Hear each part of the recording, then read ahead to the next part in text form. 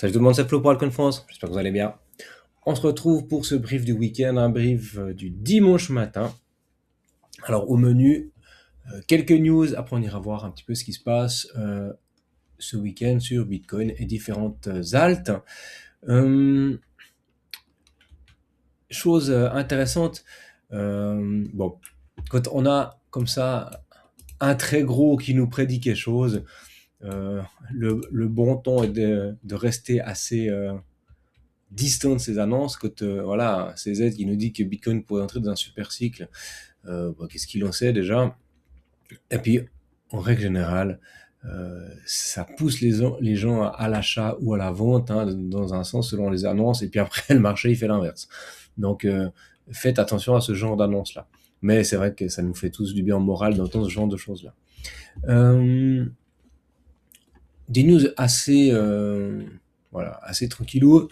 Solana qui enregistre un record en TVL, 70% de son offre stacking, 60 milliards de dollars de sol immobilisé. C'est quand même c'est quand même pas mal, hein. Ça fait passablement du supply qui est bloqué. Et, voilà, on sait qu'on a des récompenses de stacking sur Solana, donc on voit que les gens s'y intéressent quand le marché il est plutôt plat ou quand les gens doivent, ma foi, attendre une véritable direction. Eh bien, c'est vrai que c'est pas stupide de mettre ces jetons en stacking. Sinon, on voit que la TVL sur les cryptos, elle est toujours dominée en grande majorité par les stablecoins. Donc, les gens sont en stablecoin et puis ils vont placer en fait leur stable dans les protocoles de DeFi pour générer du rendement. Donc, finalement, ils utilisent les stablecoins comme on pourrait utiliser du dollar ou de l'euro, ma foi, avec un placement sur un livret quelconque. Sauf qu'on sait que les rendements sont bien meilleurs en crypto. Du coup, ils vont aller chercher du 4, du 5, peut-être même du 6 ou 7%. Ça dépend un petit peu les protocoles à dispo, que ce soit sur, je sais pas, peut-être AAV ou bien sur d'autres protocoles de stacking. En plus, maintenant, les plateformes d'échange, hein, que ce soit Binance, Swissborg, Crow ou autres, ils vous proposent du stacking de stablecoin. Donc, c'est vrai que c'est un bon moyen de faire fructifier son capital, hein, tout en restant un peu loin des altes et du marché qui pourrait bouger en fait. Les transactions stables, justement, valeur historique en 2025, 33 000 milliards de dollars, c'est beaucoup, mais ça va encore sans doute grandir ces prochaines années. Dans les, dans les news de l'application, je vous rappelle que il y a quelques jours, nous avons lancé l'algorithme de trading automatisé sur Bitcoin.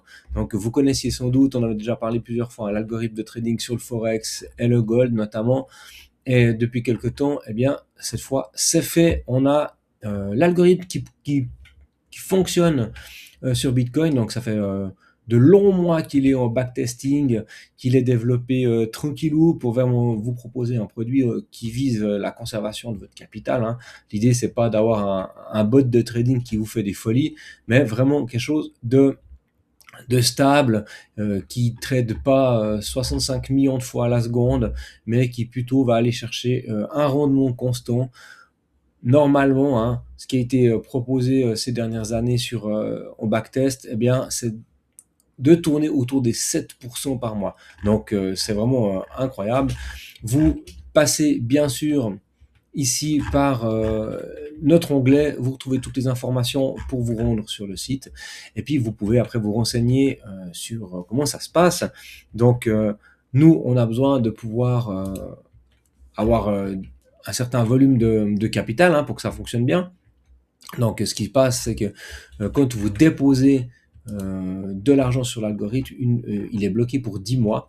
Comme ça permet vraiment à l'algorithme de travailler tranquillement. Le giveaway, il est encore disponible, sauf erreur, hein. Donc, 1000 dollars à se partager entre les personnes qui seront tirées au sort. Donc c'est intéressant. Et puis en plus, sauf erreur, il y a toujours le bonus proposé par notre partenaire Vantage. Donc renseignez-vous là-dessus, ça vaut le détour. Euh, Nous, on part directement sur le total 3 ici. Alors, pour le moment, on tient. Hein. On en a parlé au début de la semaine. Je vous expliquais, on a cette espèce de trendline. Alors, on a des niveaux hein, sur lesquels on est revenu. Et puis, on voit que là, on est dans dans notre zone de rechargement. On a ce creux ici de volume profile. Ça invite à un petit rebond, mais on a toujours cette zone à travailler qui correspondrait finalement avec notre rebond sur Bitcoin. Mais pour le moment, eh bien, on voit que le total market cap des alts, tout comme celui de Bitcoin, ils sont pas mal corrélés.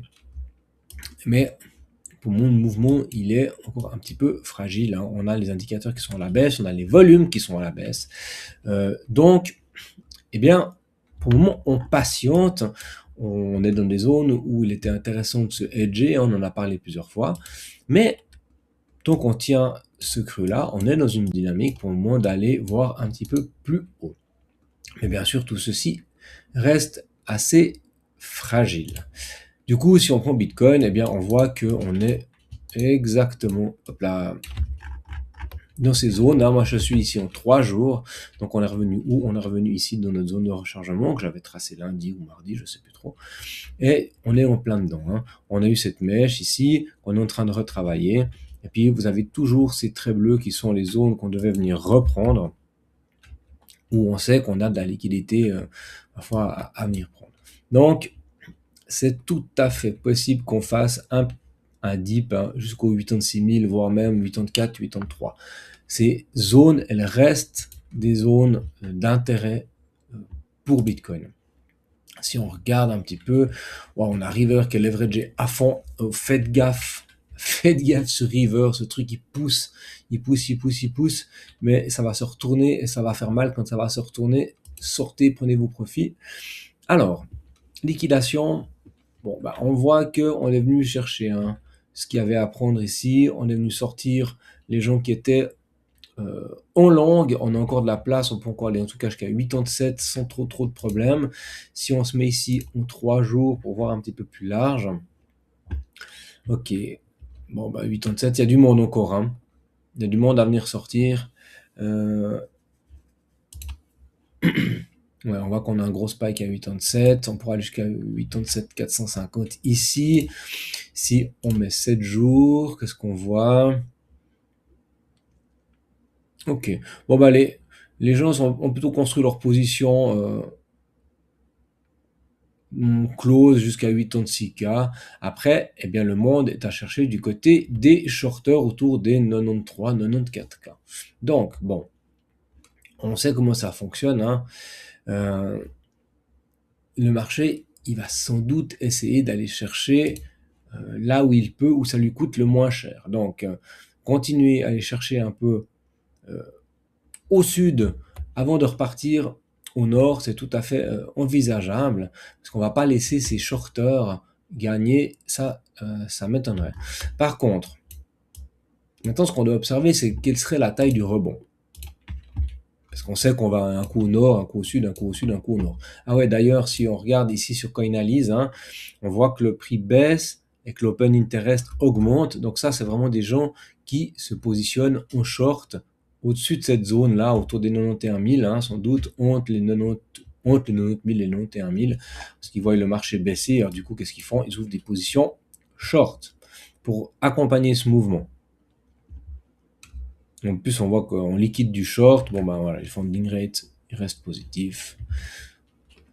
On se souvient d'un truc, c'est qu'en règle générale, les bottoms, si je me mets en semaine, peut-être qu'on le voit mieux, les bottoms de marché, avec rebond et tout ça, avec vraiment un bottom qui est construit sur plusieurs semaines, on voit pas bien. Mais les bottoms de marché sont toujours construits dans des funding rates qui sont négatifs. J'arrive pas à les... Ah là. Chaque fois, avant de repartir, hein, on a eu des funding rates qui étaient négatifs. Ici, vous voyez. Ça, c'est assez intéressant parce que quand plus personne ne croit en ce marché, on va même vous payer pour prendre des positions. Donc là, si vous prenez une position sur un marché dérivé, c'est vous payez votre position, bien sûr. Mais quand les marchés sont vraiment à la ramasse, eh bien, le taux de founding baisse tellement qu'il y en a même des périodes où on vous paye pour le faire. Donc, à voir si on arrive à retrouver une série où on a eu au 14 janvier, hein, ici. Mais peut-être que ce serait intéressant d'avoir une série un peu plus longue. On l'a vu quelques fois, donc ça c'est déjà un bon signe, j'ai envie de dire, mais peut-être que si on arrive à construire quelque chose qui glandouille encore un peu, puis il y a vraiment de la peur qui s'instaure, eh bien on aura de nouveau ces séries de funding rate un peu négatifs sur plusieurs jours, qui pourraient encore relancer de l'intérêt sur le marché. Parce que ça veut dire que après certaines grosses mains, en fait, ils vont générer de l'argent uniquement en ouvrant des shorts et des longs, peu importe quoi finalement, mais c'est pas les mouvements de marché qui les rémunèrent, mais c'est le funding rate qui est négatif. Bref, parenthèse fermée. Je disais, nous, où c'est qu'on veut aller? Donc, si je prends ici en daily, eh bien, on voit que notre zone de short, elle se trouve ici entre 93 000 et 95 639. Donc, on pourrait, si on doit rebondir, chercher des shorters, hein, en tout cas déjà aller au premier arrêt, on a 91 000, après on a vu qu'on avait du monde jusqu'à 92, 93 000, donc aller chercher quelque chose comme ça. Maintenant on va se méfier dans ces zones-là, parce que vous voyez la dynamique, hein, en daily, elle est de faire un creux plus bas. Donc si on n'arrive pas à faire un sommet assez haut, eh bien, qu'est-ce qu'on risque de faire? C'est d'aller faire un creux encore plus bas. Donc ça nous amènerait sur notre downtrend qui pourrait gentiment vraiment se confirmer et se construire, ce qui serait pas très positif pour Bitcoin. On n'a pas tellement envie de voir ça. Il y a quelques jours, je vous rappelle, l'idée c'était de travailler cette zone de short avec ce tunnel daily. Là, on est repassé en dessous du tunnel 4 heures, on est repassé en dessous du tunnel 1 heure forcément, et on n'arrive même pas à passer au-dessus du tunnel 15 minutes. Donc, la tendance ici, elle n'est pas forte du tout en daily. Les indicateurs ils sont baissiers, hein. On n'a pas de volume, on a le RSI qui est en dessous des 50, donc plutôt à la vente, le William aussi qui est en zone de stupidité, donc c'est en survente. Donc tout ça, c'est pas terrible. On a MACD aussi qui est en dessous du signal, donc quand MACD est sous signal, le signal je rappelle c'est la ligne rouge, eh bien forcément c'est qu'on est plutôt dans une dynamique baissière. Donc voilà, pour le moment, c'est pas dingo dago. Alors, si on regarde, si on se rapproche un petit peu en 4 heures, nos zones un peu plus proches, est-ce qu'elles correspondent finalement? Voilà, et ben c'est exactement ça. On va chercher, hein, je vous rappelle, de la confluence. Donc, si je trace ici une zone de short, en 4 heures, vous voyez qu'elle correspond avec la zone du premier arrêt en daily, elle correspond avec le haut de cette mèche, et puis on a vu un 91 300, si je retourne sur ma zone de liquidation, mais 91 000, ils sont où? Ils sont où? Ils sont par là en haut. Bon, bah pour le moment, c'est encore un petit peu faible là-dessus, mais par contre, là, on voit qu'on a du monde à 91 000. Hein. À partir de 91 000 jusqu'à 93 000, on a vraiment des grosses positions qui sont ouvertes. Donc, c'est possible qu'on revienne travailler toute cette zone-là. Donc, on reste attentif, le marché, il chasse, c'est tout ce qu'il fait. Ethereum, Bitcoin, Ethereum, Bitcoin, même gueule. Hein. En 4 heures, on a vraiment la même tranche. Pour les traders, vu qu'on a la possibilité d'aller chercher un petit peu plus haut, hein, on aurait la possibilité de chercher ici éventuellement des longues, en faisant bien attention où on met notre stop, parce que d'abord on risque de faire ça avant d'aller chercher en haut, mais on voit que gentiment on a des setups qui pourraient se profiler. Ok, bah Ethereum, même tranche, hein, même target, vous tracez vos Fibonacci depuis le sommet jusque tout en bas, et vous avez des niveaux qui seront vos niveaux en daily sur les zones de rebond. Donc on fait comme ça, tac, on a nos zones ici, hein, 3198, 3289, avec le premier arrêt qui se trouve à 3070, donc zone parfaite de rebond. Et puis comme ici on est en 4 heures, on peut considérer que ici on a un sommet, donc si on doit venir chercher notre première zone de short, eh bien elle sera autour des 3089 à 3151. Voilà. Rapide tour sur les ETF. Donc, rap, cette semaine, c'était tout le monde dehors, on fiche le camp, à l'exception de Solana qui continue d'enregistrer très doucement des entrées sur son ETF. Très doucement, mais ça se construit quand même. Quelques alts avant de vous laisser. On va se mettre en daily. Donc, on est revenu ici taper cette trend avant de repartir un petit peu à l'horizontale. On est dans les zones, à chaque fois on vient travailler exactement les zones de short avant de repartir. Donc, hop, à voir maintenant si on arrive à tenir. On est venu un tout petit peu sous le premier arrêt, mais voilà, on verra. Sinon, je vous rappelle que notre prochaine zone de travail ici, ce sera celle-là, autour de 0,29 à 0,26. On a notre zone de rechargement qui va se profiler si on ne maintient pas les 0,34. Donc, on surveille ça, on surveille la clôture ce soir dimanche pour voir ce qui se passe. Mais si on n'arrive pas à clôturer au-dessus, on risque bien d'aller chercher les zones un peu plus bas, autour des 0,27. En plus, on a des week-off à faire, donc des retests de lignes de coup. Donc, il y a bien des chances qu'on y aille. Hein. Ça se construit tranquillement, tout ça. Un petit passage sur Plume, ça fait longtemps que je n'étais pas allé sur Plume, mais ça m'intéressait de voir où on en est. On est vraiment en bas de cette mèche. Hein. Pour le moment, on fait toujours des creux plus bas, donc on est toujours dans une dynamique baissière, bien qu'elle soit largement tassée. Mais on est toujours dans une dynamique qui n'est pas terrible, pas terrible. Ce qu'on pourrait aussi imaginer, c'est qu'on a fait ce qu'on appelle ici une pattern d'accumulation de week-off, avec un spring en haut, un spring en bas, réintégration. Et maintenant, si on arrive à venir casser cette ligne de coup ici, on pourrait avoir une jolie remontada. Surtout qu'il n'y a pas beaucoup de volume, ce genre de truc, hein, le market cap il est encore assez faible. Donc ça c'est des genres de setup qu'on pourrait chercher ici en daily pour aller chercher des swings qui nous ramèneraient autour des 0,28 dans un premier temps, mais 0,42 peut-être. Si je prends, on va essayer de se tracer un vrai Fibo. Est-ce qu'on doit prendre cette mèche? C'est quoi cette mèche de l'enfer ici? On ne va pas la prendre, on va prendre un sommet, on va prendre ce sommet-là. On va prendre jusqu'au bottom. Voilà, on a notre premier arrêt qui sera à 0,061. Ça nous fait un x5 déjà. Ce serait assez énorme. Hein. Mais on pourrait venir en tout cas chercher ici le bas du canal. Ça serait possible. À surveiller le market cap, à regarder le market cap. Si le market cap est très faible, eh bien c'est des choses possibles. Et puis vous voyez qu'on a enfin commencé à repasser. Ça commence à pouvoir prendre des couleurs autour du MACD, donc ça c'est intéressant, les volumes augmentent un tout petit peu. Surveillez ce truc, je vous dis surveillez ce truc, surveillez la cassure ici, il y a peut-être un coup à jouer. On a toujours ici aussi AT qui tient la barre, il a fait son push, pour le moment il tient son push, c'est son push du premier arrêt, donc pour le moment il le tient allègrement avec quelques petits springs baissiers, mais là aussi, si on commence à observer que tout à coup on commence à faire un peu du W, on pourrait avoir tout d'un coup une grosse cassure, peut partir, aller chercher plus haut.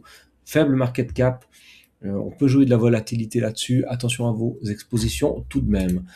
Hyper liquide,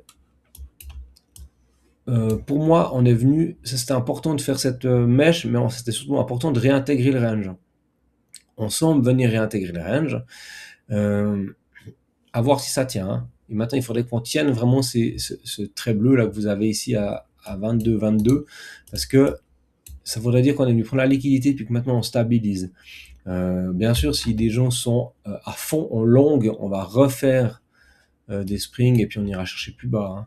Vous avez vu ici, il y a toujours cette zone des 16,70 qui m'intéresse, avec ici ce week of check. Bon, il a déjà été testé ici, mais on pourrait très bien le reprendre ici. Ce serait des niveaux intéressants. Mais on avait dit que c'était possible, que c'était jouable. En tout cas, d'aller chercher ici les 20,08, le bas de la zone de rechargement, et qu'en règle générale, en crypto, si on doit vraiment mêcher puis être méchant, on va chercher les 8,6. Borg, qui est un peu à la peine ces temps, Moi, je vous expliquais que tant qu'on est autour de cette trendline, je trouve intéressant parce que c'est ce qu'il fait depuis longtemps, hein. Il fait des pushs, il revient sur la trend, il la travaille. On a fait une petite mèche un peu chômée, mais on va regarder ce qui se passe. Sauf erreur, il y a une keynote bientôt autour de Swissborg. Ils ont aussi leur soirée événement où ils présentent leur roadmap et puis plein de choses qui arrivent. On va voir. On surveille les niveaux en tout cas. Tant qu'on n'est pas venu sous ces niveaux-là, eh bien, on est toujours sur une trend qui est haussière parce qu'on fait des creux, des sommets, des creux, des sommets, des creux, des sommets plus hauts. Alors ça joue sur du long terme, hein. Seul, on est revenu travailler, on est en train de retravailler le bas du range, je vous en parlais là en haut. On doit tenir, sinon on ira plus bas, hein. On ira chercher les 88,6 de Fibo sans doute. Ouais. En même temps, je pense que depuis le temps, aller faire un spring là-dessous, ça fera du bien. Mais pour le moment, il est dans son range. Donc les traders de range vont surveiller ce qui se passe en fait par là pour essayer de se positionner et jouer un rebond pour aller chercher le haut du range à minima. Je continue, encore quelques alts. On a ici PayHigh qui a fait une belle remontée, qui est venu tout corriger.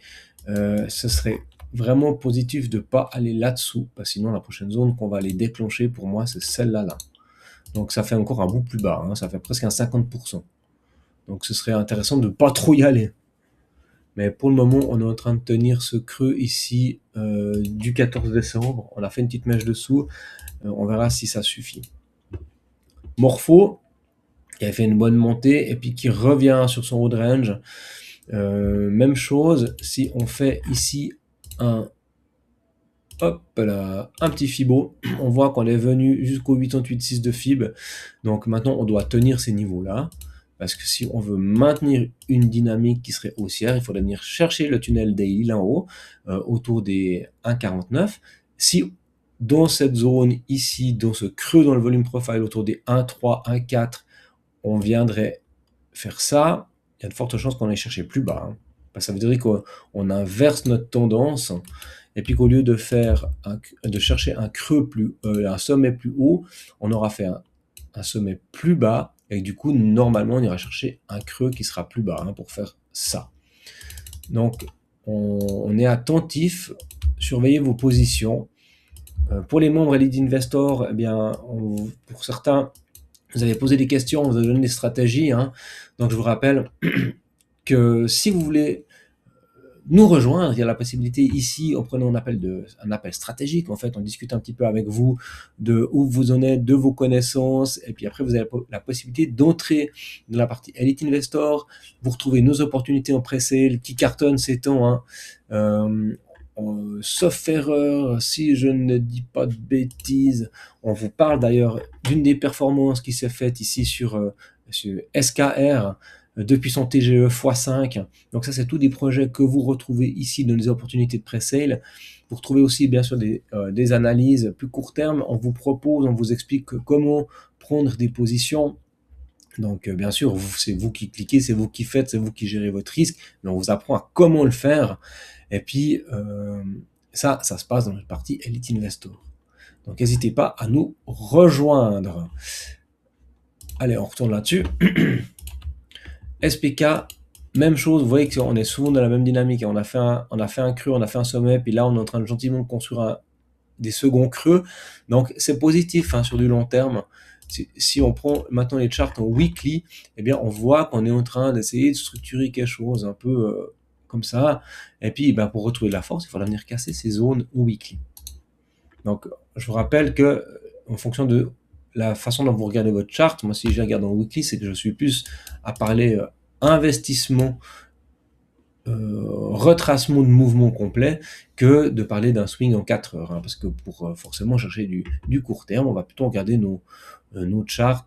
On part de la semaine, on a une tendance, après on va regarder en daily, on a notre tendance daily, notre confirmation de tendance par les structures à l'interne, et ensuite on vient chercher à se positionner en 4 heures sur des stratégies comme ça en multi-time frame.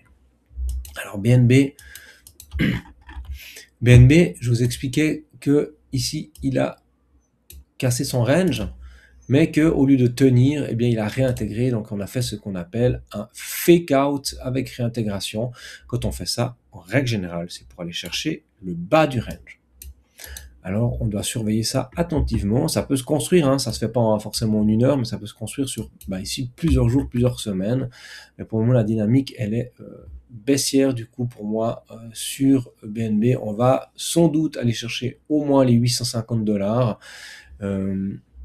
Mais je parierais même plus sur un mouvement qui se ferait comme ça, où on irait chercher les 826 et du coup déclencher ici ces positions autour des 820. Ça m'étonnerait pas du tout. Et si on casse ces niveaux-là, alors je vous trace juste ça pour que vous soyez au courant des niveaux. On va prendre l'entier, hein, il n'y a pas de raison. On se fait un peu peur. On serait en début de zone de rechargement. Je la trace pour qu'on l'ait ici, mais vous voyez, toute cette zone-là, elle serait à retravailler. Donc, en tout cas, ça nous renverrait à minima ici sur les 769, mais on a de quoi aller chercher les 697 en cas de vraiment coup dur sur les marchés. Alors, on va le mettre, le week-off, en daily. Voilà. Extra. Pour terminer, Link, j'en parle régulièrement. Pourquoi? Parce que pour moi, ici, c'est cadeau. Hein. On est dans une zone qui est très importante pour Link.